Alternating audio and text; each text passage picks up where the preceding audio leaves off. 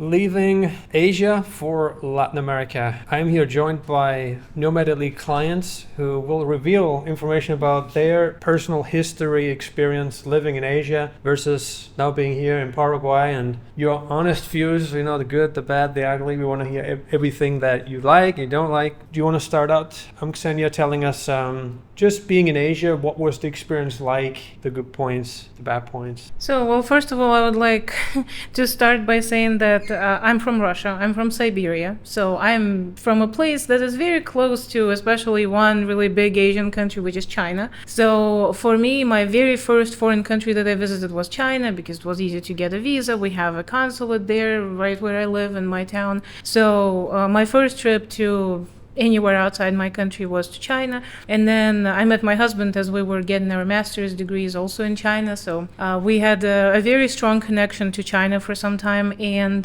well, honestly, we really enjoyed being there at first. But then especially the COVID-19 pandemic really affected our lives. Not so much, I think, really for someone to say that you should never go to China. Of course, you can go to China. You can have a good life in China. You can have a good life in any country, basically, if you feel confident that you will enjoy it. But for us, because we were there during the pandemic, it was very stressful, especially being from two different countries. China isn't really a place where two foreigners can do a lot if they are not from the same country. Like if I were to marry a Russian guy, it would be very easy. I would go to my Russian consulate or my Russian embassy, wouldn't be a problem at all. But for us, we were there, the pandemic, can't leave the country, but we also can't get married at the consulate, so we have to go somewhere else to get married. A good choice.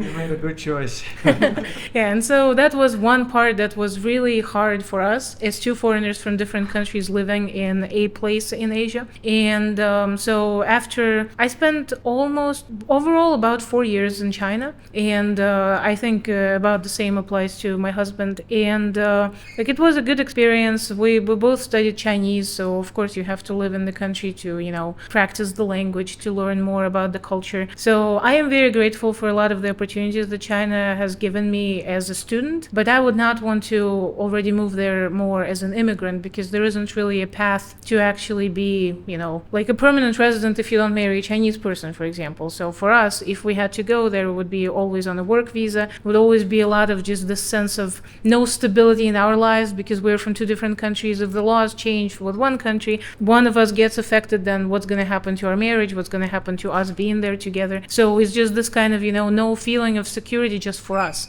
Not really coming from China, but in general the world when you are not from the same country. We also went to Thailand, we went to Vietnam, we looked around, explored. And I think that when you first go to Asia, you really enjoy it. At least I really enjoyed Asia my first time there, but it never really felt like a place where I would want to live long term. Just a nice place to go on a vacation or something. And so after that we went to Latin America, and last year we went back to Vietnam for like a month and a half or something like that. And being back really made me feel that I'm already very over Asia. I don't want to go back. The traffic is crazy. A lot of motorcycles, especially if you want to just walk the streets. I felt like it wasn't really walkable. It wasn't really a place that I would want to live every day because you kind of just wonder, will I be crossing the street tomorrow and hit by a truck or something? And it was just something that has really felt like very overwhelming. Not that, driving is perfect in Latin America. Obviously, there are issues as well, but it just really felt very overwhelming for me being on the street in Asia. And also, you just always will be this white guy or white woman who is trying to buy something, and all of a sudden you get all these comments about, I don't know, like, for example, if you do speak the language like we did in China, everybody will just automatically only say, oh, your Chinese is very good, but nobody really wants to, get to know you. Nobody really wants to build a personal relationship with you, which is not the case in Latin America, because we made a lot of great friends in Latin America, and for me it's always felt like there was a meaningful connection with a lot of people that we met. And obviously it could be just a personal preference, but I just feel like a lot of people that we met here, or a lot of people from Latin America we met elsewhere, are the people that I will actually go and see in their countries. They will show up, they will actually want to be a part of my life if I visit their country, or if it's a person here in Paraguay, same deal, they will actually commit to being my friend. Whereas a lot of people in Asia, for me, were like, oh, I want to practice English, let's be friends. And then if you want to do anything else, basically they're already not interested. It was just very hard for me to find that one person. And well, I spoke the language, especially in China, and still, like, I didn't really find a lot of those people that would be like, yeah, this is my friend. Like, unless they were forced to be my friends in the university. And yes, I made some great friends there, but it's a very different already just setting. And like, I don't go to school here, and I still can make meaningful connections. This was one of the most honest reviews and opinions I've ever heard on Asia. No kidding. A lot of people think that, but they don't have the guts to say it, especially not on camera, right? Let's hear your point of view. How did you like Asia? Well, it was very interesting for me. So being from the U.S., it's automatically a very different culture. Yeah, well, I agree a lot with what Kseniia said about her experience, and a lot of that is also mine as well. I felt as if, it might have been a hard adjustment, but it was something that I was really committed to, and I did commit to for several years. And at the end of that, I still did not feel as if it was a very easy thing to do to make meaningful connections with people and to feel as if I fit in anywhere. And that's after learning the language to a point where you can work professionally with the language. That's after living in the country 24/7 for several years. That is after having shared experiences with people from the country who are, fellow students who are going through the same things with you. And despite all of that, it's only a select few of the people who are really more willing to like branch out and to make friends with foreigners that remain my friends to this day. Conversely, in Latin America, I feel as if the culture is very similar to my own in a few important ways. For me, I have a hard time really adjusting to the social dynamics when a culture pays a lot of attention to kind of like a hierarchy. Not really so much a hierarchy, but with older people or professionals or things like that. In China there was an expectation that you had to interact with them in a certain way and kind of put yourself in a certain position that, at least for me, felt as if I couldn't really have a genuine, authentic conversation with people, whereas in the US I've made friends with some professors. One of them is my best friend's father, and it might have been a little bit weird territory at first, but it's fine. I don't feel as if I have to be like overly respectful or censor myself in any way, whereas in China especially, I felt as if I really did have to censor a lot of what I said and how I reacted to certain things, because generally saying some things in places like China or Vietnam or even Thailand can put you in legal trouble. I am banned from entering Thailand. Really? Said something about the king? Yeah. Yeah, and so, growing up in the U.S., I very much value the right to free speech and having an opinion and voicing that opinion, even if it's unpopular. And so I feel as if it's much easier for me to be able to just talk to people, except for the language barrier. But, even then, I don't feel as if there's the same kind of box that I have to put myself in interactions here and, so I don't feel as if I have to really censor myself here. And one major thing for me too is that I am very visibly white. I stick out like a sore thumb. I stuck out in China as well. I stick out here, but in China it was basically every single day, every single interaction where I could not get around that fact. Like Kseniia said, you go into a supermarket, you try and buy something, and you utter a single word. They're like, wow, your Chinese is so good. And then that's the end of the conversation because, that's it.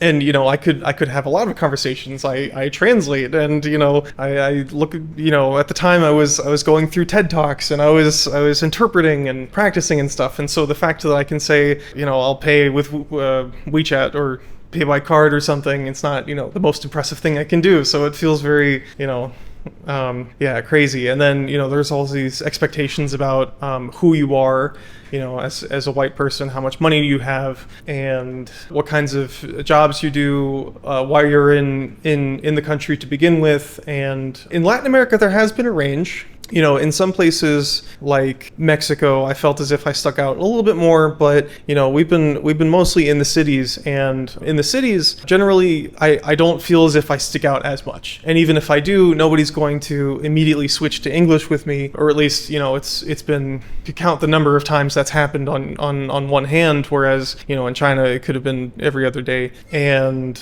yeah, so even if I don't I don't look like I fit in, I feel as if I can fit in much better here. Yeah, and in Paraguay has not been the absolute best country, but the absolute best was Brazil, where we don't speak any Brazilian Portuguese, and so like somebody comes up to us asking us directions for whatever thing that we're supposed to know. I have no idea what you said, and so that was a little bit awkward, but it was very comfortable, feeling as if I fit in there. And here, there are enough people that look like they could look like me that live here that, I have yet to feel as if I really stick out. In some of the more touristy places, the people who are trying to get you to buy stuff, I have had some interactions with them and stuff, and that was a little bit annoying, but, that's been one or two times, and like, it's the absolute worst of cases and the most touristy part of the city, so it's not really representative of, the rest of my experience here. But yeah, so generally, I feel as if the culture is a lot closer to my own, and like, we kind of value similar things, and I feel as if it's a lot easier to make more meaningful connections and to have more authentic experiences in Latin America in general, but Paraguay especially, than it was for me to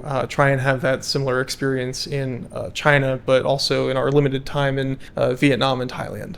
Kseniia, if you can please share with us now your experience being here in Paraguay, and just, you shared before your experience being in China and Vietnam and other Asian countries now. How does that compare to being here? Well, so first of all, I think that one really important experience for me that I've had everywhere in Latin America is that, well, yeah, just like Josh mentioned, I fit in much more, and so even if there is a struggle, for example, when I got to Paraguay for the first time, like the accent took a little bit adjusting to, because the way they speak in Paraguay, I think especially because even if you look at for example, people from Argentina, you can find a lot of content on how people speak in Argentina, what their accent is, what are the characteristics of the language there. Whereas with Paraguay, it's not really the case. You barely find anybody who speaks Paraguayan Spanish online. Yes, you can search, but if you just type, I don't know, accents of Spanish, you might not even find the Paraguayan accent there as one of the examples. And so when we came here for the first time, like, I already knew some aspects that were gonna be hard, like for example el boceo that is used in this part of the world for Spanish, but also just even listening to people, how they say the R that is very similar to English. All of that makes it very hard for you to understand at first, and yet you can have very pleasant interactions here with everybody, and you don't feel like like your level is here and their level is here, whereas that is very, very common in some places in Asia, like even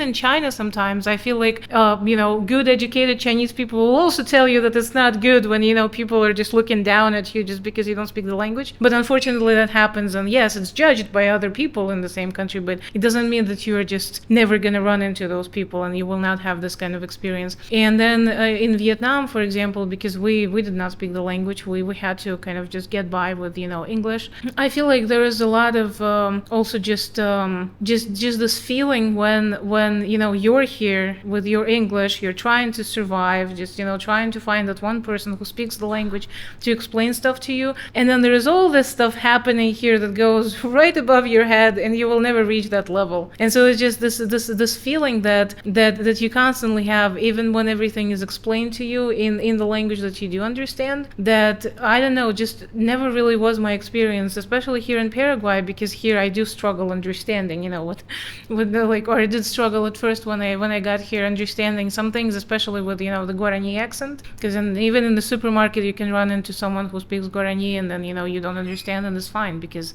it's it's just culturally, I think, more normalized here that like, well, some people do speak Guarani, some people don't, like especially in Asuncion, obviously, and some other parts it's going to be more Guarani speakers than Spanish speakers, and the situation can be very diverse, but you just don't really feel like you're just stupid. You don't understand something, stupid, go be sad in your room, for 2 days, don't go out, because that sometimes is what you feel, and when you're outside of your home country, if you don't have a lot of exposure to the language, it's like just so stressful. I don't want to deal with this anymore. That was my first experience in China as well. My first day in China, with how fascinated I was by China and Chinese culture, and I really wanted to go to China, was really excited to learn about China. I come there, and my first day was so bad. Like, it was such a culture shock for me. I was sitting at a Chinese restaurant. There was this guy with a long nail on his pinky, which is like a cultural thing. And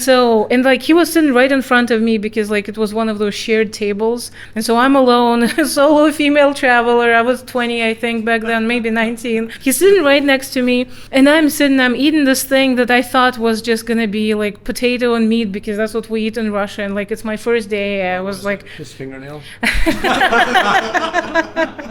And it was not at all what I expected. It was a little bit of potato, a little bit of meat. A little bit of fingernail.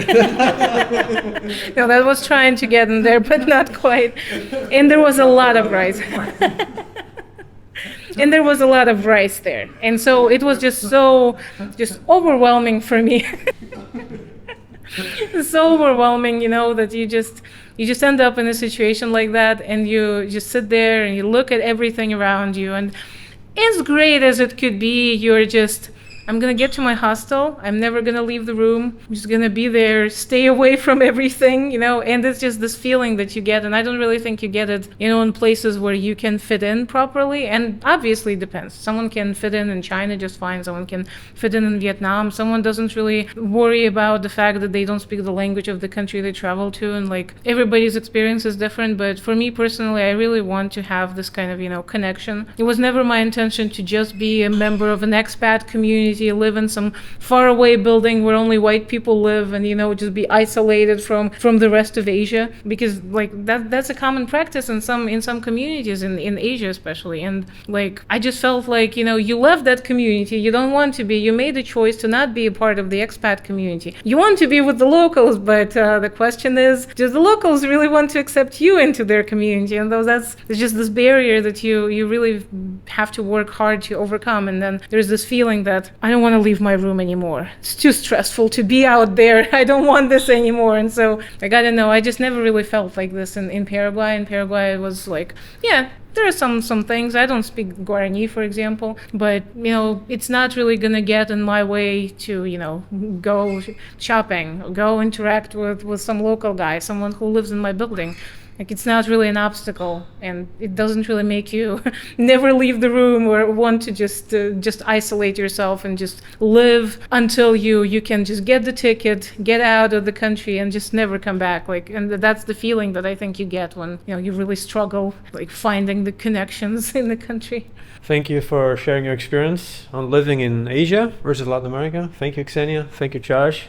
I think this was very insightful, because you opened up honestly, like everything that a lot of people are thinking about. And obviously online, a lot of that information is being withheld, but when you actually go live in a foreign country, you do get to see the reality much quicker. If you're interested in relocating to Latin America, Europe, or Asia, you can book a consultation with me. Go to nomadelite.com and click on book a consultation. Thank you so much for watching. We look forward to welcoming you to the next video.